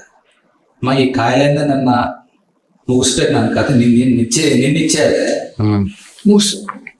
ಇಲ್ಲ ನನಗೆ ಇನ್ನು ನಾನು ಆರಾಧನೆ ಮಾಡಿಸ್ಬೋದು. ಸೊ ಭಕ್ತನಿಗೆ ಬೇಡಿಕೆಗಳಿರುತ್ತೆ, ಉಪಾಸಕನಿಗೆ ಯಾವ ಬೇಡಿಕೆಗಳು ಇರೋದಿಲ್ಲ. ಬೇಡಕ್ ಮುಂಚೆ ಸಿಗ್ತಾವ, ಬಟ್ ಲಿಮಿಟ್ ಹೆಚ್ಚಾಗಿ ಕೊಟ್ರೆ ಲೌಕಿಕವಾಗಿ ಮನಸ್ಸು ಹೋಗ್ಬಿಡ್ಬೋದು. ಪರಮೋಪಾಸಕರು ಹೆಚ್ಚು ಶ್ರೀಮಂತರ ಆಗುತ್ತೆ. ಯಾಕಂದ್ರೆ ಮನಸ್ಸು ಚೇಂಜ್ ಆದರೆ ಅವ್ರಿಗದು ಬೇಕಾಗೂ ಇಲ್ಲ, ಆ ರೀತಿ ಇರುತ್ತೆ. ಫಸ್ಟ್ ಬೇಕಾಗಿಲ್ಲ, ಅದು ಈ ರೀತಿ ಒಂದು ಆಗುತ್ತೆ. ಆಮೇಲೆ ಒಂದು ತುಳಸಿ ಗಿಡ ನೋಡಿದಾಗ ದೇವಿ, ಎಲ್ಲೂ ನೀವು ಯಾವ ಗಿಡದ ಎಲೆ ಕೇಳಲ್ಲ, ಯಾವ ಗಿಡದ ಹೂವನ್ನ ಕೇಳಲ್ಲ. ಹಿಂಸೆ ಗೊತ್ತು, ನಾನು ದೇವಿನ ಇಲ್ತಾ ಏನೋ ಭಾವ ಬಂದ್ಬಿಡುತ್ತೆ. ನೀವು ಎಲೆ ಹೇಳಿದಾಗ ಇದು ಕೇಳಿಸಿದ ತಕ್ಷಣ ನೆಕ್ಸ್ಟ್ ನಾವು ಗಿಡ ಮುಟ್ಟಕ್ಕೋ ದೇವಿ ಕಿತ್ತದ ಅಮ್ಮನ ನೋವು. ಈ ಭಾವ ಬಂದಾಗ ದೇವಿ ನಿಮ್ಗೆ ದೇವಿ ಕಾಣ್ತಾರೆ. ನಿಜ, ಯಾವ್ದೆಲ್ಲ ಕೇಳ ಹಾಗೆ ದೇವಿ ಇಲ್ಲ. ಆತರ ಲಲಿತಾ ಸಹಸ್ರನ ಓದ್ತಾ ಓದ್ತಾ ಓದ್ತಾ ಓದ್ತಾ ಓದ್ತಾ ಓದ್ತಾ ಈ ಇಡ ಪಿಂಗಳ ನಾಡಿಗಳು, ಇಡ ಅಂದ್ರೆ ಸೂರ್ಯ ನಾಡಿ ಬಲಗಡೆ ಇರುತ್ತೆ, ಪಿಂಗಳ ನಾಡಿ ಬಂದ್ಬಿಟ್ಟು ಎಡಗಡೆ ಇರುತ್ತೆ. ಅಲ್ಲಿ ಕರೆಕ್ಟ್ ಆಗಿ ಆ ಸೋಹಂ ಹಂಸತತ್ವ ಆದ್ರೆ ರೈಟ್ ಸೈಡ್ ಏನಿರುತ್ತೆ ಅಂದ್ರೆ ಒಂದು ಅಗ್ನಿ ತತ್ವ ತರ ಇರುತ್ತೆ, ಯಾಕಂದ್ರೆ ಸೂರ್ಯ ನಾಡಿ. ಲೆಫ್ಟ್ ಸೈಡ್ ಏನಿರುತ್ತೆ ಪಿಂಗಳ ಅಂದ್ರೆ ಚಂದ್ರ ನಾಡಿ. ಲೆಫ್ಟ್ ಸೈಡ್ ನಮ್ಗೆ ಏನಿದೆ ಹಾರ್ಟ್, ಅಲ್ಲಿ ಪಿಂಗಳ ನಾಡಿ. ಅಲ್ಲೇ ಮಾಡುತ್ತೆ ಹಾರ್ಟ್ನ ತಮ್ಮ ಕೂಲ ಮಾತಿ. ಇಲ್ಲಿ ಉಷ್ಣ ಜಾಸ್ತಿ ಮಾಡುತ್ತೆ, ಯಾಕಂದ್ರೆ ತುಂಬಾ ಶೀತ ಆದ್ರೂ ಕೂಡ ಕಷ್ಟ. ಸಮತೋಷ್ಣ ವಲಯ ನಮ್ಮ ಪ್ರತಿಯೊಂದರಲ್ಲೂ ನಿಮಗೋ ಅಥವಾ ಉಪಾಸಕರಿಗೋ ಅಥವಾ ನನಗೋ ನಾಳೆ ದೊಡ್ಡ ಆಕ್ಸಿಡೆಂಟ್ ಆಗೋತ್ರ ಇತ್ತು ಅನ್ಕೋಣ. ಕನಸಿನಲ್ಲಿ ಆಕ್ಷನ್ ತೋರಿಸ್ಬಿಟ್ಬಿಟ್ಟಿದ್ದಾರೆ. ಆ ಪವರು ಲಲಿತಾ ಸಹಸ್ರನಾಮ ಹೇಳೋರ್ಗಿದೆ. ಅಂದ್ರೆ ಮುಂದಿನ ಆಗುವಂತ ಅವಘಡನ್ನು ಸಹ ಎಲ್ಲೋ ಒಂದ್ ಕಡೆ ಒಂದ್ ರೀತಿಲಿ ದೊಡ್ಡ ಕೊಡ್ಲಿಲ್ ಹೋಗೋದು ಒಂದು ಕೊಂಡಿಲ್ ಹೋಯ್ತು ಅನ್ನೋಂಗೆ ಇದ್ ಮಾಡ್ತಾರೆ. ನಿಜ, ಅದು ಆಗ್ಲೇಬೇಕು. ಅದು ವಿಧಿ, ಆ ವಿಧಿಯ ಕನ್ಸಲ್ಲಿ ತೋರಿಸ್ಬೇಕು. ಹಬ್ಬಾ, ನಮಗೆ ತಕ್ಷಣ ಎಚ್ಚರ, ಬುದ್ಧಿನ ಹೋಗ್ಬೇಡ, ಎಚ್ಚರ, ಅಪ್ಪ ಕನ್ಸ ನೆಕ್ಸ್ಟ್ ನಿಜವಾಗ ನಡೀತಿತ್ತು, ಕನ್ಸಲ್ಲಿ ಮಾತೆ ತೋರಿಸಿ ಕೂಡಿಸಿದ್ರು. ಅಂದ್ರೆ ವಿಧಿ ನಿಯಮನೂ ಅಮ್ಮನವ್ರು ಪಾಲನೆ ಮಾಡಿ ಆ ವಿಧಿ ನಿಯಮದಲ್ಲಿ ಎಷ್ಟು ಚೇಂಜಸ್ ಬೇಕೋ ಅಷ್ಟು ಚೇಂಜಸ್ ಮಾಡಿ ನಮಗೆ ಒಳ್ಳೇದ್ ಭಕ್ತಾದಿಗೆ ಒಳ್ಳೇದ್ ಮಾಡ್ತಾರೆ. ಇನ್ನು ಇಂಥದ್ದು ಹೇಳ್ತಾರೆ, ಸಾಕಷ್ಟು ಸಾಕಷ್ಟು ಸಾಕಷ್ಟು ಇಷ್ಟು ತಿಳ್ಕೊಂಡ್ರೆ ಸಾಕು. ಲಲಿತಾ ಸಹಸ್ರನಾಮ ನಿಜವಾಗ್ಲೂ ಓದೋದು ಅಷ್ಟು ಸುಲಭ ಅಲ್ಲ ಸರ್. ಅಂದ್ರೆ ಸುಮಾರು ಜನ ನಾವೇ ಎಕ್ಸಾಂಪಲ್ ನನ್ನ ಅಂತ ತಗೊಂಡ್ರೆ ಎಲ್ಲೋ ಒಂದ್ ಕಡೆ ಲೇಸಿನೆಸ್ ಕಾಡುತ್ತೆ, ಎಲ್ಲೋ ಒಂದ್ ಕಡೆ ಒಂದ್ ರೀತಿಲಿ ಯಾರಪ್ಪ ಎದ್ದು ಮಾಡೋರು ಅನ್ನೋರೇ ಜಾಸ್ತಿ ಹೊರ್ತು. ಅಂದ್ರೆ ಬಟ್ ಕೆಲವರಂತೂ ತುಂಬಾ ಶಿಸ್ತ ನಿಯಮಗಳಿಂದ ದೇವಸ್ಥಾನಕ್ಕೆ ಹೋಗಿ ಪ್ರತಿ ಶುಕ್ರವಾರ ಮಂಗಳವಾರ ಲಲಿತಾ ಸಹಸ್ರನಾಮ ಹೇಳಿ, ಆಮೇಲೆ ಎಷ್ಟೋ ಜನ ಲೇಡೀಸ್ಗಳು ಸಂಘಗಳನ್ನ ಮಾಡ್ಕೊಂಡು ಲಲಿತಾ ಸಹಸ್ರನಾಮನ ಹೇಳ್ತಾರೆ. ಯಾವ್ದೋ ಒಂದು ಶುಭ ಕಾರ್ಯ ನಡೆದಿದ್ರೆ ಮನೇಲಿ ಹೋಗಿ ದೇವರು ಕೂರಿಸಿದ್ರೆ ಅಲ್ಲೊಂದು ಹೇಳ್ತಾರೆ. ಇದೆಲ್ಲ ನಿಜವಾಗ್ಲೂ ಒಳ್ಳೇದ ಸರ್? ಇನ್ನು ಲಲಿತಾ ಪ್ರಶ್ನೆ ಸಹಸ್ರನಾಮ ಓದೋಷ್ಟು ಸಮಯ ಇಲ್ಲ, ಅದು ಕಾಣ್ತೇವೆ. 101 ನಾಮ ಸಾಕು. ಪ್ರಧಾನವಾಗಿ ಲಲಿತಾ ಪರಮೇಶ್ವರ ಬಗ್ಗೆ ಇರೋದು 101 ನಾಮದಲ್ಲಿ, ನಂತರ ಅದರ ವಿವರಣೆ. ಅದು ಎಲ್ಲೋ ಒಂದ್ ಕಡೆ ಒಂದ್ ರೀತಿಯಲ್ಲಿ ಅದು ಅಂದ್ರೆ ಡಿವೈಡ್ ಮಾಡಿದ್ವಿ ಅಥವಾ ಮಧ್ಯದಲ್ಲೇ ನಿಲ್ಸಿದ್ವಿ ಅಂತ ಬರಲ್ವಾ ಸರ್?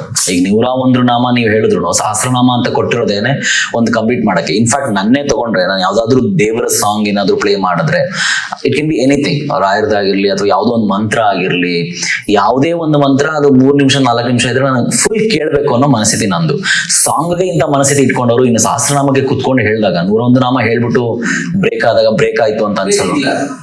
ಶಾಸ್ತ್ರದಲ್ಲಿದೆ, ಲಲಿತೋಪಾಖ್ಯಾನದಲ್ಲಿ ಇದೆ, 100 ನಾಮ ಪಡಿಸಿದ್ರು ಸಾಕು, ಪರಮೇಶ್ವರ ಹೇಳಿದ್ದಾರೆ. ನಮ್ಗೆ ಸಹಸ್ರನಾಮ ಹೇಳೋದು ಒಳ್ಳೇದೇ. ಒಂದ್ ವೇಳೆ ಅವತ್ತು ಕೈಲಿ ಆಗಿಲ್ಲ, ತುಂಬಾ ಕೆಲಸ ಇದೆ, ಅಷ್ಟೊತ್ತು ಆಗಲ್ಲ, ಓದ್ದಿರ ಹೋಗೋ ಬದಲು 100 ನಾಮ ಓದ್ಬಿಡಿ, ಈಕ್ವಲ್ ಟು ಲಲಿತಾ ಸಹಸ್ರನಾಮ ಹೇಳಿದಷ್ಟು.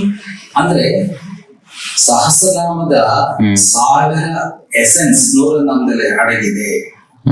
ಇನ್ ಲಲಿತಾ ಸಹಸ್ರನಾಮ ಈ ಗಂಡ್ಮಕ್ಳು ಯಥೇಚ್ಛವಾಗಿ ಓದಬಹುದಾ ಸರ್, ಅಥವಾ ಹೆಣ್ಮಕ್ಳು ಬೇಕಾದ್ರೂ ಓದಬಹುದು? ಬಟ್ ಕೆಲವರು ಹೇಳ್ತಾರೆ ಗೊತ್ತಾ, ಲಲಿತಾ ಸಹಸ್ರನಾಮ ಕೂಡ ಗುರುಪದೇಶ ಪಡ್ಕೊಂಡೇ ಓದಬೇಕು. ಕೆಲವರು ಹೇಳ್ತಾರೆ, ಎಲ್ಲರೂ ಹೇಳಲ್ಲ.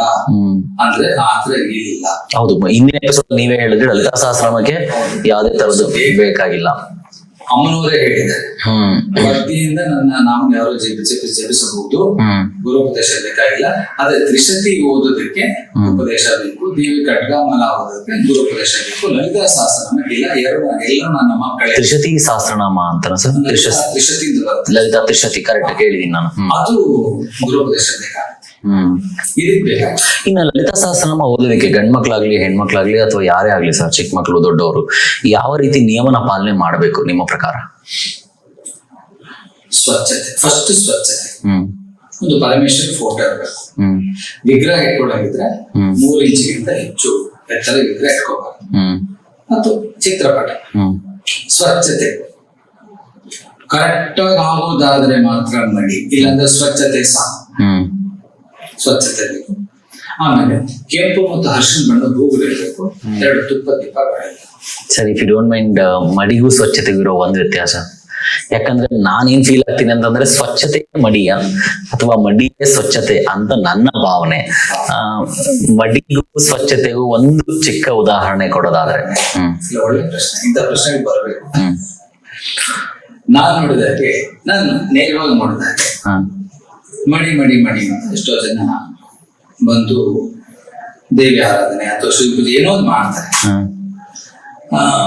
ಒಂದು ಬೇಸರ ಸಂಗತಿ ಏನಪ್ಪ ಅಂದ್ರೆ, ಆ ಪಂಚಭೂತ ಮೂರ್ತಿಗಳಾಗಿರುತ್ತೆ.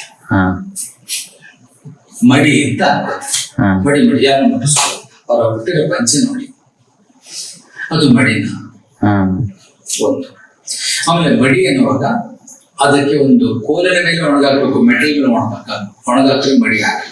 ಒಂದು ಕೋಲಿನ ಮೇಲೆ ಒಣಗಾಕ್ಬೇಕು. ಇದು ಯಾರು ಫಾಲೋ ಮಾಡ್ತಾರೆ?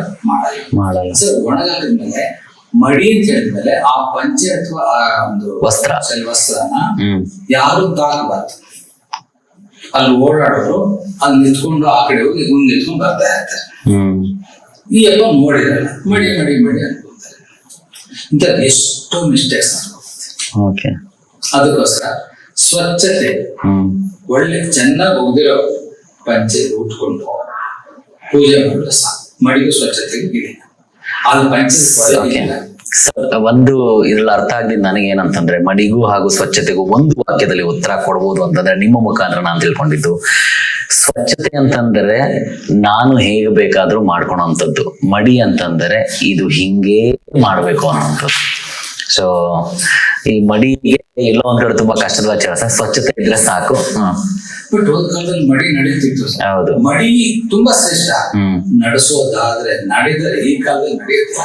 99% ನಡೆಯಲ್ಲ. ಎಲ್ಲೋ ಕಡೆ ನಡಿಬೋದೇ, ಎಲ್ಲೋ ಹಳ್ಳಿಗಳ ಕಡೆ ತೋಟದ ಮನೆ, ಆ ಮನೆ ನಡಿಬೋದೇ. ಸಿಟಿ ಇಷ್ಟು ಮನೆಗಳು ಕಟ್ಕೊಂಡು ಸ್ವಚ್ಛ ಅವ ಅನ್ಕೋಬಹುದು ನನ್ನ ಮಡಿ ಅಂತ. ಅದೆಲ್ಲೋ ಹೊಟ್ಟೋಗಿರುತ್ತೆ. ಇನ್ನ ಸ್ವಚ್ಛತೆ ಫಾಲೋ ಮಾಡೋದು ಸಾಕು. ದೇವತೆಗಳು ಸ್ವಚ್ಛತೆ, ಅದರಲ್ಲೂ ಸ್ವಚ್ಛತೆ, ಮಾನಸಿಕ ಸ್ವಚ್ಛತೆ ತುಂಬಾ ಮುಖ್ಯ. ಅದು ಏನೇನನ್ನು ತುಂಬಿಕೊಂಡು ಅದು ಮಡಿ ಉಟ್ಕೊಂಡು ಮಾಡೋದು ಉಪಯೋಗ ಇಲ್ಲ. ಕರೆಕ್ಟ್. ಆತರ ಆಮೇಲೆ ಮಾತಂಗೆ ಮಾತೆ ಅಂತ ಮಾತಾಡ್ತಾರೆ. ದೇವತೆಗಳು ಅತೀ ಸೌಮ್ಯ ದೇವತೆ ಅಂತ ಹೇಳ್ತಾರೆ. ಮಾತಂಗೆ ಮಮ ಪರಿಚಾರಕ್ಕೆ ಅಂತ ಒಂದು ವಾಕ್ಯ ಬರುತ್ತೆ. ಕರೆಕ್ಟ್ ಆಗಿ ಲಲಿತಾ ಸಹಸ್ರನಾಮ ಅತಿ ನಿಷ್ಠೆಯಿಂದ ಮಾಡಿದ್ರೆ ಆ ಮಾತಂಗಿ ದೇವಿಗೂ ಪರಮೇಶ್ವರನ ರೂಪನೇ. ಆ ಮಾತಂಗಿ ದೇವಿ ಕೆಲಸದೊಳಗೆ ನಮ್ಮಲ್ಲಿ ಸೇರ್ಕೊಂಡು ಸಂಬಳ ತಗೊಂಡು ನಮ್ಮನ್ನ ಕಸ ಗುಡಿಸಿ ಹೋಗ್ತಾಳೆ ಅಂತ ಅರ್ಥ ಇದೆಯಾ ಸರ್? ಮಾತಂಗಿ ಪರಿಚಾರಕ್ಕೆ ಕೆಲಸ ಅಷ್ಟಿಷ್ಟ ಆ ಮಾತಿಗೆ. ನನ್ನ ನಾಮ ನುಡಿದ ಮನೆಯಲ್ಲಿ ನನ್ನ ಇನ್ನೊಂದು ದೇವಿ ರೂಪನ ಕೆಲಸದೊಳಗೆ ನಾನು ಕಳಿಸ್ತೀನಿ. ಅದಕ್ಕೆ ಆ ಮಾತ ಎಷ್ಟು ಕರುಣಾಮಯ ಯಾರಿಲ್ಲ ಸರ್, ಯಾರು ಇಲ್ಲ. ತನ್ನ ಒಂದು ರೂಪ ದೇವಿ ರೂಪ ಮಾತಾಗಿದ್ರೆ ಸರಸ್ವತಿ ಮಾತೆ, ಸರಸ್ವತಿ ಮತ್ತು ಶ್ಯಾಮಲಾ ದೇವಿಯ ಒಂದು ಮಿಕ್ಸ್ ರೂಪ ಅನ್ಬೋದು. ಅದರಲ್ಲಿ ರಾಜಮಾತಂಗಿ, ವಿದ್ಯುತ್ ಮಾತಂಗಿ ಇದೆಲ್ಲ ಬರ್ತದೆ. ಮಾತಂಗಿ, ಆ ಮಾತಂಗಿ ಕ್ಲೂಂ ಕ್ಲೀಂ ತುಂಬಾ ಇಷ್ಟ ಅಕ್ಷರಗಳು ಮಾಡ್ಬಿಟ್ರೆ ಕೆಲಸ ಹುಡುಕ್ತಾ ಇರ್ತೀವಿ, ನೆನ್ಸ್ ಬರುತ್ತೆ. ನಾನು ಮಾಡ್ತೀನಿ ಮನೆ ಕೆಲಸ, ಯಾರೋ ಹೇಳಿದ್ರು ನಮ್ಗೆ ಗೊತ್ತೇ ಆಗಲ್ಲ. ಯಾರು ಹೇಳ್ತೀನಿ, ಯಾರು ಹೇಳಿದ್ರು, ಹೋದಮ್ಮ ನಮ್ಗೆ ಬೇಕಾಗಿತ್ತು, ಎಷ್ಟಮ್ಮ ಸಂರಕ್ಷಿಸ್ತಾ ಬಾರ್ಗೇನ್ ಮಾಡಲ್ಲ. ನಿಮ್ಮನ್ನ ಕೆಲಸ ಮಾಡ್ಬೇಕು ಅಂತೀವಿ, ಅದಿಷ್ಟ. ನೀವು ಪರಮ ಲಲಿತಾ ಉಪಸಕರು, ನಿಮ್ಮನ್ನ ಕೆಲಸ ಮಾಡೋದಕ್ಕೆ ಇಷ್ಟ. ಬಟ್ ಸಂಬಳನೇ ಬೇಡ ಅಂತ ನೀವು ಸೇರಿಸ್ಕೊಳ್ಳಲ್ಲ. ಅವಾಗ ಏನೋ ಉದ್ದೇಶ ಇದೆ ಅನ್ಕೊಂತೀರ, ಅದಕ್ಕೆ ನೀವು ಕೇಳೋ ಸಂಬಳ ಹೂ ಅಂತ ನಿಮ್ಮನ್ನ ಕಸ ಗುಡಿಸೋ. ಆದ್ರೂ ಸರ್ ನನಗೊಂದು ಪ್ರಶ್ನೆ ನನಗೆ ಇಲ್ಲಿ ಕಾಣುವಂಥದ್ದು, ಇದನ್ನ ಯಾರು ಅನ್ಯತಾ ಭಾವಿಸಬಾರ್ದು. ಸುಮಾರು ಜನ ಲಲಿತಾ ಸಹಸ್ರನಾಮ ಹೇಳೋರು ಸಹ ಪಾಪ ಬೆಳಗ್ಗೆ ಪೌರ್ಣಮಿ, ತದಿಗೆ ಹಾಗೂ ಅಮಾವಾಸ್ಯೆ ಮತ್ತೆ ಒಳ್ಳೊಳ್ಳೆ ಶುಕ್ರವಾರ, ಮಂಗಳವಾರಗಳಲ್ಲಿ ಹೇಳೋರು ಸಹ ಸುಮಾರು ಜನ ಕಷ್ಟದಲ್ಲೇ ಇದಾರಲ್ಲ ಸರ್. ಅವ್ರಿಗೆ ಅವ್ರು ಹೇಳೋ ರೀತಿ ತಪ್ಪಾಗ್ತಿದ್ಯಾ, ಅಥವಾ ಆ ಕಷ್ಟಗಳು ಅವ್ರಿಗೆ ಸುಮಾರು ಜನ ನಾನು ಕೇಳ್ಪಟ್ಟಂಗೆ ಕೆಲವರು ಇನ್ನೂ ಕಷ್ಟಗಳು ತೀರಿಲ್ಲ, ಅಮ್ಮನವ್ರ ಸೇವೆ ಮಾಡ್ತಾ ಇದ್ದೀನಿ, ಗೊತ್ತಿಲ್ಲ ಯಾವಾಗ ತಿರುತ್ತೋ ಏನ್ ಕತೆ, ಪಾಪ ತುಂಬಾ ನೋವಲ್ಲೇ ಇರ್ತಾರಲ್ಲ ಸರ್. ಅಂದ್ರೆ ಇದನ್ನ ಮಾತಂಗೆ ಅಮ್ಮ ಕೆಲ್ಸಗಾರ್ತಿಯಾಗಿ ಮನೆಗೆ ಬಂದು ಸೇವೆ ಮಾಡೋದಕ್ಕೆ ರೆಡಿ ಇದ್ದಾಗ ಪಾಪ ಎಲ್ಲೋ ಒಂದ್ ಕಡೆ ಒಂದ್ ರೀತಿಲಿ ಅವ್ರಷ್ಟೆಲ್ಲ ಮಾಡ್ತಾ ಇದ್ದಾಗ ಅಮ್ಮ ಕರುಣೆ ತೋರ್ಬೋದಲ್ಲ ಅವ್ರ ಮೇಲೂ. ಸೊ ಇದಕ್ಕೆ ಒಳ್ಳೆ ಪ್ರಶ್ನೆ. ಇನ್ನೊಂದು, ಕೆಲವ್ರನ್ನ ಮಾತೆ ತುಂಬಾ ಪರೀಕ್ಷೆ ಮಾಡ್ತಾರೆ. ಇನ್ನೊಂದು ತಿಳ್ಕೊಳ್ಳಿ, ಮಾತೇನಾಗ್ಲಿ, ಶಿವನಾಗ್ಲಿ, ಗಣಪತಿ, ಹನುಮಾನ್ ಅಥವಾ ಯಾವುದೇ ಗುರು, ನಾನು ಸೇವೆ ಮಾಡಿದ ಮಾತ್ರಕ್ಕೆ ನೀನು ಭಾರ ಕೊಡ್ಲೇಬೇಕು ಅಂತ ಕಂಡೀಷನಲ್ ಆಗಿ ಯಾವುದು ಮಾಡಬೇಕು. ಯಾವುದೇ ಒಂದು ಆರಾಧನೆ, ಪೂಜೆ, ನನ್ನ ಕಷ್ಟ ನೀನ್ ತೀರಿಸಬೇಕು ಅಂತ ನಾನು ಪೂಜೆ ಮಾಡ್ತಾ ಇದ್ದಾಗ ಅಲ್ಲಿ ಸ್ವಾರ್ಥ ಇದ್ದಾಗ ದೇವರು ಬೇಗ ಫಲ ಕೊಡ. ಇವಾಗ ಕೃಷ್ಣ ಹೇಳ್ತಾನಲ್ಲ, ಕರ್ಮಣ್ಯವಾದಿಕಾರಸ್ತೆ ಮಾಪರೇಶು ಕದಾಚನ, ಭಗವದ್ಗೀತೆ ಹೇಳಿದ್ದಾರೆ. ನಿನ್ನ ಕರ್ಮ, ನಿನಗೆ ನಾನು ಪೂಜೆ ಮಾಡೋದು ಇಷ್ಟ ಆಗ್ತಿದ್ಯಾ, ಪೂಜೆ ಮಾಡು. ಧ್ಯಾನ ಮಾಡಬೇಕು ಅಂತ ಇಷ್ಟ, ಧ್ಯಾನ ಮಾಡು. ಫಲ ಕೊಡ್ಲೇಬೇಕು ಅಂತ ಮಾಡ್ಬೇಡ. ನನ್ನ ಇಷ್ಟ, ಮಾಫಲೇಶು ಕದಾಚನ, ನನ್ಗೆ ಇಷ್ಟವಾದ ಕೊಡ್ತೀನಿ, ಇಲ್ಲ ಬಿಡ್ತೀನಿ, ನೀನ್ ಮಾಡೋದು ಮಾಡು. ಬಟ್ ಯಾವತ್ತೋ ಒಂದಿನ ಕೊಡ್ತೀನಿ, ತಾಳ್ಮೆ ಇರುತ್ತೆ.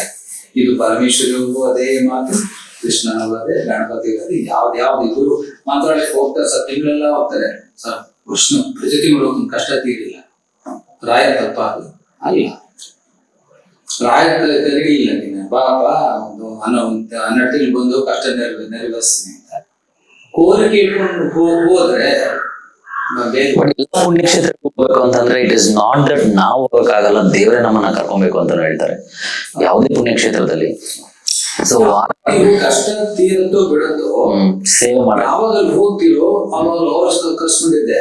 ಬಟ್ ಹೋದ ತಕ್ಷಣ ಫಲ ಕೊಡ್ಬೇಕು, ನನ್ನ ಕಷ್ಟ ತೀರ್ಕೊಡ್ಬೇಕು, ನನ್ನ ಕಾಯಿಲೆ ವಾಸಿ ಆಗ್ಬಿಡ್ಬೇಕು ಅಂತ ಅನ್ಕೊಂಡು ಬೈಕ್ ಇಟ್ಕೊಂಡು ಹೋದಾಗ ಫಲ ನಿಸ್ವಾರ್ಥ ಸೇವೆ. ನಿಸ್ವಾರ್ಥ ಸೇವೆ, ಸಂಕಲ್ಪ ಇಲ್ಲದ ಪೂಜೆ.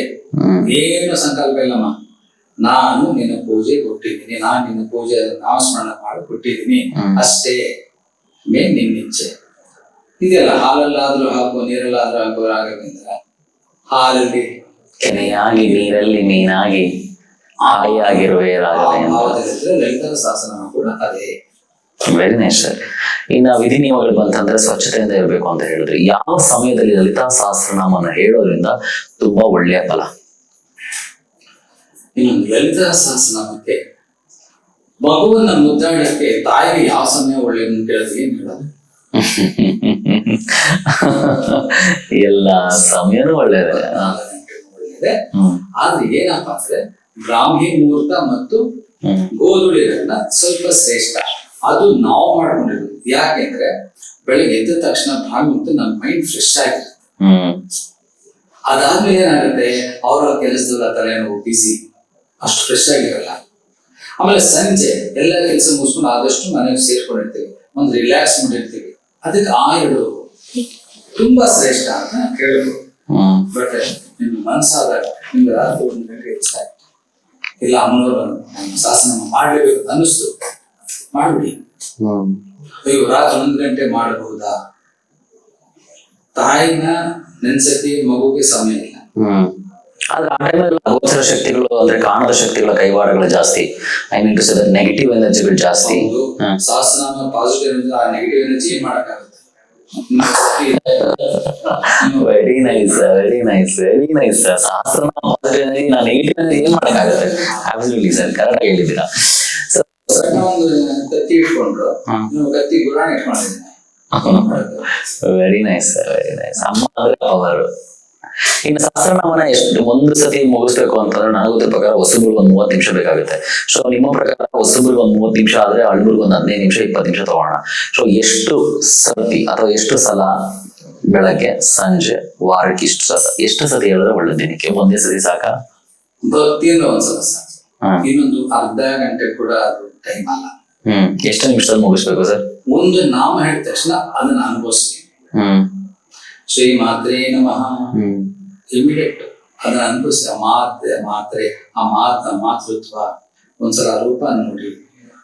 ಯಾವಾಗ ನೀವು ತಾಯಿ ಅಂತ ನೀವು ಮಗು ಆಗ್ತೀರಾ, ಅಮ್ಮನ ಕಾಲತ್ರ ಆಟ ಆಡೋತ್ರ ಮುಗಿಸ್ಕೊಳ್ಳಿ. ನಿಮ್ಮಿಂದ ಇದೆ ಶ್ರೀ ಮಾತ್ರೇ ನಮಃ ಮುಗಿಸ್ಕೊಳ್ಳಿ. ನೆಕ್ಸ್ಟ್ ಮಹಾರಾಜ್ಞೆ, ಶಿವಸಿಂಹಾಸನೇಶ್ವರಿ ಎಲ್ಲ ಆಮೇಲೆ ಒಂದು ನಾವು ಏನು ನಿಮ್ಗೆ ಗೊತ್ತಾಗೋ ಅರ್ಥದಂತೆ ನೀವು ಆ ಒಂದು ಕ್ಷಣ ಅನುಭವಿಸಿ. ಈ ತರ ಮಾಡೋಕೆ ಕಡೆ ಪಕ್ಷ 1.5 ಗಂಟೆ ಕಾಲ ಬೇಕು. 1.5 ಗಂಟೆ ಕಾಲ ಬೇಕು. ಅಥವಾ ನಾ ಹೇಳಿದಂಗೆ 111 ನಾಮ, ಅದಾದ್ರೂ ಆ ತರ ಮಾಡಿ. 15 ನಿಮಿಷದಲ್ಲಿ ಓದ್ಬಿಡ್ತೀನಿ, 30 ನಿಮಿಷದಲ್ಲಿ ಓದ್ತೀವಿ ಸರ್. ಉಪಯೋಗ ಏನ್ ಅನುಭವಿಸಿದ್ರೆ ಏನು ಇಲ್ಲ. ಬಟ್ ಹೇಳಿ ಪುಣ್ಯ ಅಂತ ಇದೆ. ತಾಯಿ ಅಂತಾರೆ ಅಷ್ಟು ನಾವು ಓದಿದ್ದಾನಪ್ಪ, ಮಾಡಿ ಇಲ್ಲ ಒಂದೊಂದು ನಾಮದಿಂದ ನನ್ನನ್ನು ಇತರ ಭಾವಿಸಿದ್ದಾನೆ, ತಾಯಿಂದ ಭಾವಿಸಿದ್ದಾನೆ. ಆ ಮಹಾರಾಣಿ ಒಂದು ಆಜ್ಞೆ ಕೊಡುವ ದೇವಿಯಿಂದ ಭಾವಿಸಿದ್ದಾನೆ. ಸಿಂಹಾಸನೇಶ್ವರಿ ತನ್ನ ಹೃದಯ ಮೇಲೆ ನನ್ನನ್ನು ಕೂಡಿಸ್ಕೊಂಡಿದ್ದಾನೆ. ಈ ಭಾಗದಲ್ಲಿ ಓದ್ತಿದ್ದಾನೆ, ನಿಮ್ಮ ಹತ್ರನೇ ಇರ್ತಾರೆ. Very nice sir. ಇನ್ನ ಶ್ರೀ ಮಾತ್ರೇ ನಮಃ, ಈ ಅಮ್ಮನವರ ಸಹಸ್ರನಾಮವನ್ನು ಹೇಳುವಾಗ ಮನೇಲಿ 5 ಜನ ಇರ್ತಾರೆ. ಇಲ್ಲ ತಾಯಿ, ಇಲ್ಲ ಅಂದ್ರೆ ಹೆಂಡತಿ, ಇಲ್ಲ ಅಂತಂದ್ರೆ ಅತ್ತೆ, ಸೊಸೆ, ಅಂದ್ರೆ ಒಂದು ಮನೆಯಲ್ಲಿ ಎಸ್ಪೆಷಲಿ. ಸೊ ಈ ಹೆಂಗಸರುಗಳಲ್ಲಿ ಯಾರೋ ಒಬ್ರು ಓದಿದ್ರೆ ಇನ್ನು 5 ಜನ ತಮ್ಮ ಬಿಸಿ ಶೆಡ್ಯೂಲ್ ಇಂದ ಕೆಲ್ಸಕ್ಕೆ ಹೋಗ್ಬೇಕಾಗತ್ತೆ ಅಥವಾ ಇಲ್ಲೂ ಆಗಕ್ಕಾಗಲ್ಲ. ಸೊ ಇವ್ರು ಒಬ್ರು ಓದೋದು ಮನೆಯಲ್ಲಿ ಅವರು ಮಿಕ್ಕಿದ ಎಲ್ಲಾ ಜನಗಳಿಗೂ ಫಲವನ್ನು ಕೊಡಲ್ಲ. ಅಷ್ಟು ಸಂಕಲ್ಪ ಮಾಡೋದು. ನೋಡಮ್ಮ ಅವ್ರಿಗೆಲ್ಲ ಒಬ್ಬೊಬ್ರು ಹುಷಾರಿಲ್ಲ, ಅವ್ರಿಗೆ ಓದಕ್ಕಾಗಲ್ಲ, ಕೂತ್ಕೊಳಕ್ ಆಗಲ್ಲ. ಇನ್ನೊಬ್ರು ಬೆಳಗ್ಗೆ ಕೆಲ್ಸಕ್ಕೆ ಹೋಗ್ಬೇಕು. ಓದೋ ಭಾಗ್ಯ ನಾನು ಕೊಟ್ಟಿದ್ದೆ. ಅವರೆಲ್ಲರ ಪರ ನಾನು ಓದ್ತಾ ಇದ್ದೆ. ಎಲ್ಲಾನು ಕಾಪಾಡ ಅಂತ ಸಂಕಲ್ಪ ಮಾಡ್ಕೊಂಡು ಅವ್ರಿಗೂ ಒಳ್ಳೇದಾಗುತ್ತೆ. 5 ಜನ ಓದ್ಬಿಟ್ರೆ ಆ ಪವರ್. ಇನ್ನು ಎಷ್ಟು ವರ್ಷಗಳ ಕಾಲ ಸಹಸ್ರನಾಮ ಓದಿದ್ರೆ ಒಳ್ಳೇದು? 1 ವರ್ಷ, 2 ವರ್ಷ, 3 ವರ್ಷ, 8 ವರ್ಷ, 10 ವರ್ಷ, 18 ವರ್ಷ, 9 ವರ್ಷ? ಬಿಕಾಸ್ ಎಲ್ಲದಕ್ಕೂ ಒಂದೊಂದು ನಂಬರ್ ಇಟ್ಕೊಂಡು ಓಡಾಡ್ತಾರಂತ ಜೀವಾಂಶದಲ್ಲಿ ನಾವಿದೀವಿ. ಸೊ ಎಷ್ಟು ವರ್ಷಗಳ ಕಾಲ? ಪರಮೇಶ್ವರಿ ಸದಾ ನಮ್ಮ ಒಳಗೆ ಹೊರಗೆ ಅಕ್ಕಪಕ್ಕನೇ ಇದ್ದಾರೆ ಅಂತ ಯಾವ ನಂಬಿಕೆ ಬರುತ್ತೋ ಅಷ್ಟು ದಿನ ಅಥವಾ ಅಷ್ಟು ತಿಂಗಳು ಅಥವಾ ಅಷ್ಟು ವರ್ಷ.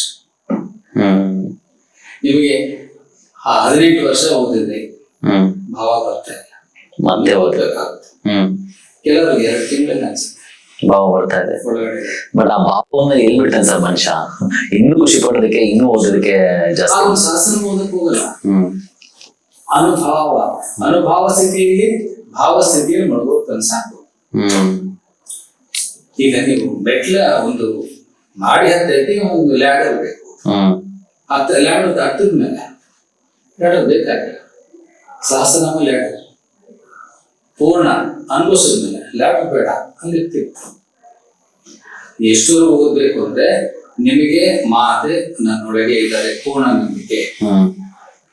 ನಾನು ಬೇರೆ ಯಾವುದೋ ಸ್ಥಿತಿಲಿದ್ದಾಗ ನನ್ನ ಪಕ್ಕದಲ್ಲಿದ್ದಾರೆ, ಅಥವಾ ನಾನೆಲ್ಲರೂ ಹೋಗ್ತಾ ಇದ್ದೀನಿ, ನನ್ನ ಮುಂದೆ ಇದ್ದಾರೆ, ಯಶಸ್ಸಿನ ದಾರಿ ಕರ್ಕೊಂಡು ಹೋಗ್ತಿದ್ದಾರೆ, ಅಥವಾ ಇನ್ಯಾರು ನನ್ನ ಹಿಂದೆನೆ ಇದ್ದಾರೆ, ನನ್ನ ಧೈರ್ಯ ತುಂಬ.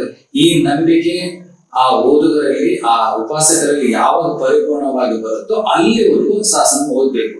ಇಷ್ಟು ವರ್ಷ, ಇಷ್ಟು ತಿಂಗಳು ಅದು ಲೆಕ್ಕ ಇಲ್ಲ, ಅದು ಅವರು.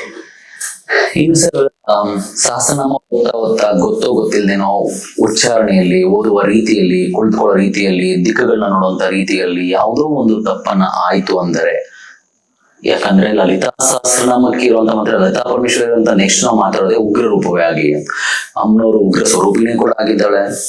ಭಕ್ತರನ್ನು ರಕ್ಷಿಸುವವಳು ಅವಳೆ, ಸಂರಕ್ಷಣೆ ಮಾಡುವವಳು ಅವಳೆ, ಶಿಕ್ಷಿಸುವವಳು ತಾಯಿನೇ. ಆದ್ರೆ ಈ ತಪ್ಪಾದಾಗ ದೇವರಿಗೆ ಕೋಪ ಬಂದು ಶಿಕ್ಷೆ ಕೊಡೋದು ಅಥವಾ ಕಷ್ಟಕ್ಕೆ ದೂರ ಅಂತದ್ದು ಏನಾದ್ರು ಆಗುತ್ತಾ? ಮಗು ಒಂದು ತಪ್ಪು ಮಾಡಿದಾಗ ತಂದೆ ತಾಯಿ ಒಂದಿಷ್ಟು ಕೋಪ ಮಾಡ್ಕೊಳ್ಳೋ ಸಹಜ, ಒಂದೇ ಹೊಡೆಯೋದು ಸಹಜ. ನಾವೇ ತಿಂದಿದ್ವಿ, ಅಪ್ಪ ಅವನ ಹತ್ರ ನೀವು ತಿಂದಿದ್ರು, ಯಾರು ತಿಂದಿದ್ರು. ಆದ್ರೂ ಆ ಏಟಿನಿಂದ ಏನಿರುತ್ತೆ, ಸರಿಯಾಗ್ಲಿ, ಒಳ್ಳೇದವನಾಗ್ಲಿ ಅನ್ನೋ ಸದುದ್ದೇಶ. ಅಮ್ಮನೂ ಹೇಳ್ಕೊಡ್ತಾಳೆ ಅಂತ ಆಯ್ತು ಇಲ್ಲಿ. ಎಂತ ಇಟ್ಟು ಪ್ರೀತಿ ಇಟ್ಟು. ಇನ್ನೊಂದು, ಈ ಉಗ್ರ ರೂಪಗಳನ್ನು ಆರಾಧನೆ ಮಾಡಬಾರದು ಅನ್ನೋದು ಫಸ್ಟ್. ಸುಮಾರು ಜನ ಹೇಳ್ತಾರೆ ಮಾಡಬಾರದು ರೂಪಗಳು. ಅದ್ರ ಬಗ್ಗೆ ಮಾತಾಡಕ್ಕಿಂತ ಮುಂಚೆ ನಾವು ಉಗ್ರ ರೂಪ ಹೋಗ್ಬಿಟ್ರೆ ಅದೇ ಒಂದು ವಿಚಾರಧಾರೆ ಆಗ್ಬಿಡುತ್ತೆ. ಲಲಿತಾ ಸಹಸ್ರನಾಮದ ಇನ್ನೊಂದೇ ಒಂದು ಪ್ರಶ್ನೆ ನಾನ್ ನಿಮ್ಮನ್ನ ಕೇಳೋದಂತಂದ್ರೆ, ನೀವು ನಿಮ್ಮ ಅನುಭವಕ್ಕೆ ಬಂದಂಗೆ ಲಲಿತಾ ಸಹಸ್ರನಾಮ ಓದ್ತಾ ಗೆಜ್ಜೆ ಶಬ್ದ ಕೇಳುತ್ತೆ, ಅಮ್ಮನವ್ರು ಭಾಸ ಆಗ್ತಾರೆ ಅಥವಾ ಅಮ್ಮನವ್ರ ಇರುವಿಕೆ ಗೊತ್ತಾಗುತ್ತೆ, ಆಕ್ಸಿಡೆಂಟ್ ಆಗೋದಿರೋ ತಪ್ಪೋಗುತ್ತೆ, ರೋಗ ರುಜಿನಗಳು ವಾಸಿ ಆಗುತ್ತೆ, ಹಾಗೂ ಎಲ್ಲಾ ರೀತಿಯ ಪರಿಹಾರ, ಎಲ್ಲಾ ರೀತಿಯ ಸಮಸ್ಯೆಗಳಿಗೆ ಪರಿಹಾರಗಳು ಸಿಗುತ್ತೆ ಅಂತ ಹೇಳಿದ್ರೆ, ಲಲಿತಾ ಸಹಸ್ರನಾಮನ ಓದ್ಬೇಕು ಅಥವಾ ಓದ್ಬೇಕು ಅನ್ಕೊಂಡಿರೋರಿಗೆ ಒಂದು ಉತ್ತೇಜನದ ಮಾತುಗಳು ಅಂತಂದ್ರೆ, ಇಷ್ಟೆಲ್ಲ ಖಂಡಿತವಾಗ್ಲೂ ಉತ್ತೇಜನ ಆಗಿರುತ್ತೆ ಸರ್, ಆದ್ರೂ ಇಲ್ಲ ಒಂದು ಮಾಡಕ್ ಆಗ್ತಿರಲ್ಲ. ಯಾವ ರೀತಿ ದೃಢ ಸಂಕಲ್ಪ ಮಾಡಿದ್ರೆ ಇನ್ನಷ್ಟು ಬೇಗ ಅಮ್ಮನವ್ರಿಗೆ ಹತ್ರ ಆಗ್ಬೋದು ಅಂತ ನಿಮ್ಮ ಪ್ರಕಾರ? ಇನ್ನೊಂದೇನಿಲ್ಲ, ಕೆಲವು ಶಾಸ್ತ್ರಗಳಿಗೆ ನಾನು ಕಾಶಿಗೆ ಹೋಗ್ತೀನಿ, ತುಂಬಾ ಇಷ್ಟ, ಆತರ ಹಣ ಇಲ್ಲ,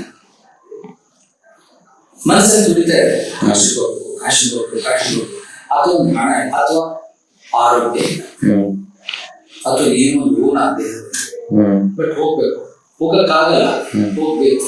ಆ ಸ್ಮರಣೆ ಕಾಶಿ ಪುಣ್ಯ ಮಾಡ್ತಾರೆ, ಶಿವ ಬಂದು ಇಲ್ಲಿಗೆ ಬಂದು ಕಾಶಿ ಪುಣ್ಯ ಕೊಡ್ತಾರೆ. ಆತರ ಲಲಿತಾ ಸಹಸ್ರನಾಮ ಓದಲೇಬೇಕು, ಆಗ್ತಿಲ್ಲ, ಉಚ್ಚಾರಣೆ ಇಲ್ಲ, ಒಬ್ಬ ಮೂಗಿ ಓದಕ್ಕಾಗಲ್ಲ. ಅಮ್ಮ ಓದಕ್ಕಾಗಿದ್ರೆ ಓದ್ಬೇಕು ಅಂತ ಆಸೆ ಇದೆಯಲ್ಲ, ಅಮ್ಮನವರೇ ಬಂದು ಅವ್ರು ಸೇರ್ಕೊಂಡು ಒಳಗಡೆ ಪಠನೆ ಮಾಡೋದಿರ್ತಾರೆ. ಆ ದೃಢ ವಿಶ್ವಾಸ ಇಟ್ಕೊಬೇಕು, ಇರಬೇಕು, ನಂಬಿಕೆ ಶ್ರದ್ಧೆ ಬೇಕು. ಅಮ್ಮನವರೇ ಬಂದು ಅಥವಾ ಅಮ್ಮನವರೇ ಯಾವುದೋ ಪಕ್ಕದ ಹೆಂಗಸರು ಬಂದು ಕೂತ್ಕೊಂಡು ನಿಮ್ಮಲ್ಲಿ ಆ ಲಲಿತಾ ಸಹಸ್ರನಾಮ ಓದಿ ಕೊಡ್ತಾರೆ. ಇನ್ನು ಲಲಿತಾ ಸಹಸ್ರನಾಮ ಓದ್ಮೇಲೆ ಸರ್, ಇಷ್ಟು ದಿನಗಳು ಕಂಪ್ಲೀಟ್ ಆದ್ಮೇಲೆ ಅಥವಾ ಲಲಿತಾ ಸಹಸ್ರನಾಮ ಓದುವಾಗ ಯಾರೋ ಒಬ್ಬರಿಗೆ ಕರೆದು ಅರ್ಶನಗುಮ ಕೊಡೋದು ಅಥವಾ ಏನಾದ್ರು ದಾನ ಮಾಡೋದು ಈ ತರದ್ ಮಾಡಿದ್ರೆ ಇನ್ನಷ್ಟು ಫಲನಾ ಸರ್?